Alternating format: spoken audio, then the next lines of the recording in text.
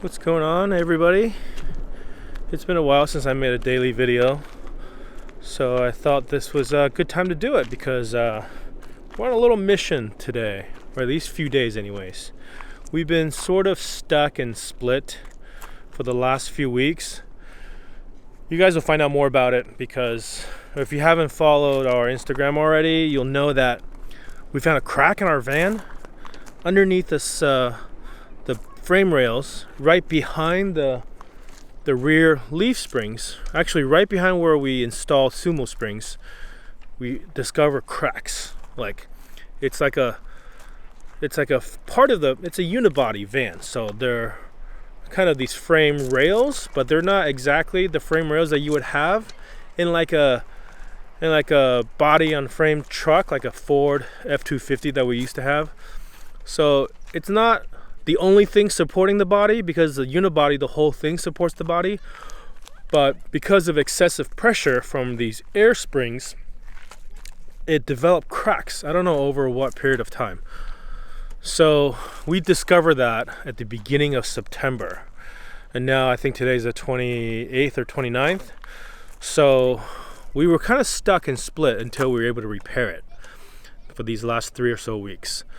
We went back to Split for Mila's birthday on the 3rd of September when we came back from up north inland a little bit. That's when we went to that boondocking spot in the Velebit Mountains, and we went to this nice little farm stay campground by Plivice National Park. But since then, I've been trying to find a welder. I've been trying to find an extra leaf spring to repair my leaf spring, and that's been pretty challenging actually. I finally was able to find a welder which just did an okay job. Like, I talked to somebody, we have a friend that we met last year in Dusseldorf at Caravan Salon 2019 that is the owner of Croatia Campers, which is like a camper van rental company, one of the only, if not the only, camper van rental company in Croatia. They have about half a dozen camper vans that they rent out for travelers, tourists, and they have some connections. So I asked him. He was able to give me 2 leads for welders. One is somebody he's used before. He didn't get back to me for a while, and then the second guy was really willing, so he came out, got back to me, but he's not a professional welder by trade. He's just kind of like a hobbyist guy. So we took the van to his place, and he can only work on it during his off work hours. He works for the military apparently. I don't know. It's probably fine, but we asked him for pictures to show every step of what he's doing since we can't be there. He just didn't ever show us any progress. He just did it on his time whenever he wanted. And when it was done, he painted over with a protective coating. So we can't really even tell what the welds look like except through the protective coating. I was really tempted to just scrape off the protective coating so I can look at it and then respray it back again. But I still might do that, but I'm going to leave that for another time. We did weld it. So apparently what he did, he welded it back up. He added some plates on the outside, which is everything I told him to do. But the other thing that makes me mad is that he didn't do exactly what I told him to do, which is, I have very specific ways I wanted it done. But, you can only talk to somebody, ask him to do something for so many times, especially when you're not there watching him do it. He's just going to do whatever he wants. So we're frustrated with that process.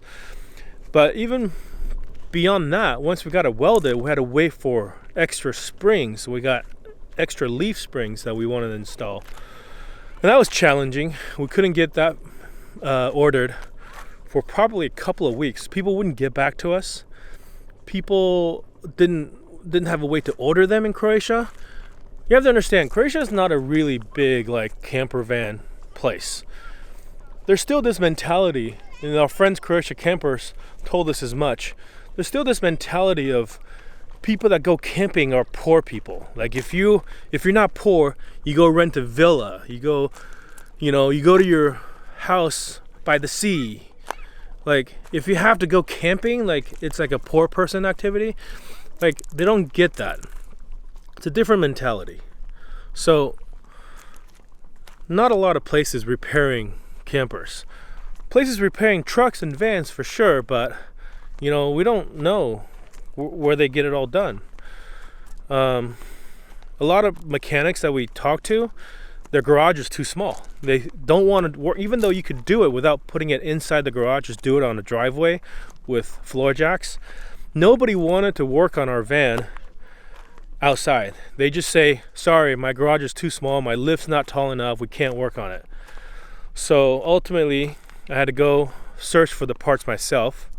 Ended up finding some leaf springs, some add-on leaf springs. This is called a 2-ton add-on kit, and we found it from a spring shop in Birmingham, UK. So it took probably twice as much as what it would have cost had I been in Birmingham to buy this from their shop. They make it there, so they have full control over what and how they build these. So, and it seems like on their website that they do a lot of these add-on Sprinter pieces.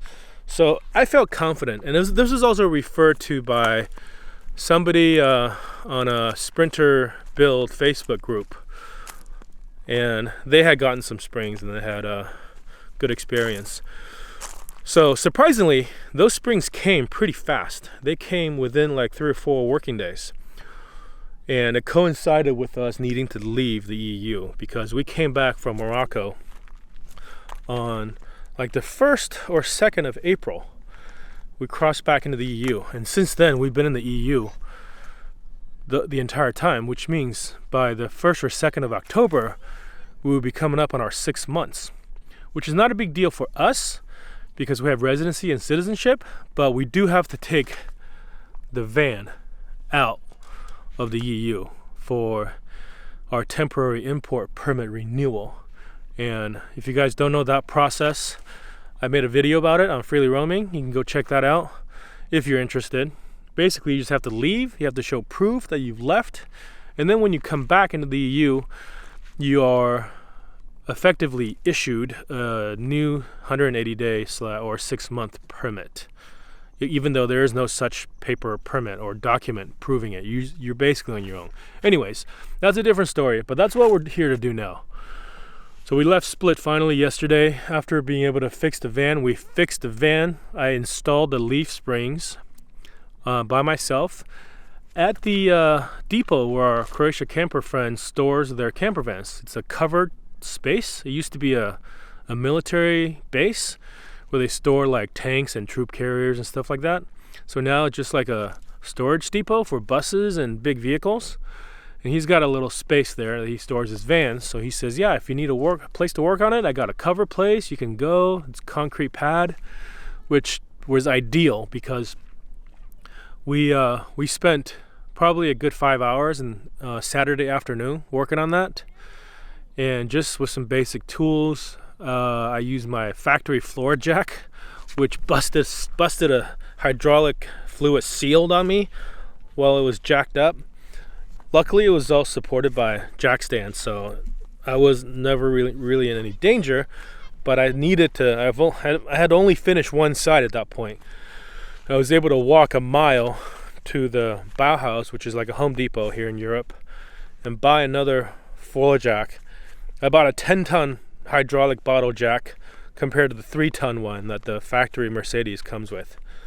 So got that done in 5 hours, both sides, and feel pretty good about it. So now we shouldn't have any suspension problems that I can tell.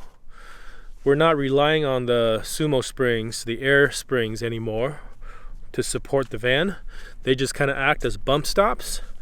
So we shouldn't have any problems. And it also sits about 2 inches higher in the back, which is cool. And you can noticeably tell that it's taller. In fact, when I finish one side and not the other side, I put the jack down. You can go in the front of the van and you look at it and the van's like tilting sideways. Just 2 inches. You can see the difference with those 2 inches. So now that we're able to roam again, we got out. We're going south. That's the town of Ploče right there. Last year, or maybe 2 years ago, yeah, 2 2 winters ago. We left Croatia in January of, well, almost 2 years, a little less than 2 years ago. January of 2019, we left Split. On our way to Greece, we came to Ploče, which is right here. It's about 2 hours, hour and a half south of Split. And then that's the Pelješac Peninsula. So you can take a ferry from Ploče to Terpan on the peninsula. And then on the peninsula, you can drive all the way down to Dubrovnik. And the reason why people do that, instead of just driving straight down the Adriatic coast, is because the country of Bosnia has a small coastline on the Adriatic. So in order for you to drive from Split down to Dubrovnik without taking a ferry to this peninsula, you have to cross Bosnia. It's only like a 30-minute crossing, a 30-minute gap. You cross into Bosnia for 30 minutes, and then by the time 30 minutes have passed, you're at the border entry to go back into Croatia on the other end, which is a hassle for a lot of people, but it's actually perfect for us because we need to leave the EU, and driving that way through Bosnia is the perfect opportunity for us to take the car out of the EU for just a moment, export it, and then temporarily re-import it. That's our plan here. That's Ploče. This is the Neretna River, pretty big river. So this is actually fresh water. It goes all the way up there. A bunch of tributaries that merge up to this river and then comes out here to the Adriatic Sea. So this is technically like a river delta right here. That's fresh water. And then this is on the other side. So this is like I think this is a man-made little jetty. And this is a park for night place. You can stay here, which we stayed here last night. Technically, there's a no camping sign out there, but the locals say they've only ever seen the cops here once, meaning once ever. So 99.9% of the time they say you're not going to have any trouble camping here, which we did last night. Plus it's almost October, so off season is coming on strong. This is usually like a kite surfing or kiteboarding spot. There's like a bar right there on the water, and people would launch their kiteboards here. I guess it gets really windy. And you can see it's really shallow. Check it out. It's like, I don't know if you can see those people. They're only up to their knee. Pretty far out. But as you can see, there's no kiteboarders here. I also assume that because it's a kiteboarding spot, that it gets pretty windy, or it can get pretty windy here. Not today. Last night, actually, we had a crazy thunderstorm. But today is supposed to be pretty much clear all day. Well, this is a cool spot, though.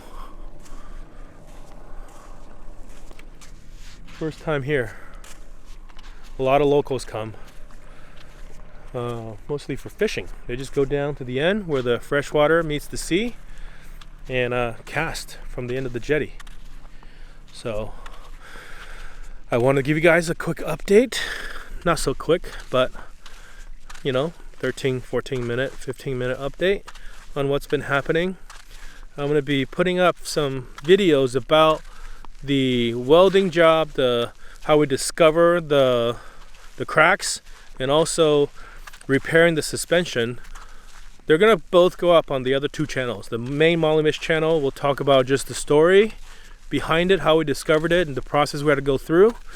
And then on Freely Roaming channel, I'm gonna talk about the precise specifics, the how-tos on how to do these things.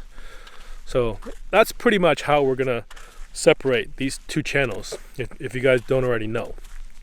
Mollymish would tell our traveling story, the ups and the downs, but then Freely Roaming is going to teach you things on the process of how to do certain things. So we got a few more videos to come. Of course, I got to catch up on Morocco still, but we got a lot more content. I want to thank you guys for supporting us, all the patrons, and hope you guys are all doing well. I'll see you guys on the next one. You can see there's a lot of trash here on this beach, and I believe it's not normally like this. If you go down to the end of the jetty over there, there's a dumpster that's been blown over. We've had a lot of weather in the last week or so, and I think one of the big storms must have blown it over, and then trash came out, and all that trash has just been blown across both sides of this jetty, which is kind of a shame. You can see it blowing all the way down there. I'm sure it's normally not this bad because, after all, this is a touristy spot for kiteboarders, and Croatians are really good about keeping their, at least touristy spots, really clean and tidy. After all, this is their livelihood. This is how they make money. They got to make sure it looks nice. We're going to try to pick some of this stuff up as much as we can before we leave. Yeah, and all this debris, all the seaweed and this thing, this is all blown up from the recent storm. I don't know if you can tell. I can tell. I can tell the rear end is higher than before. Can you tell?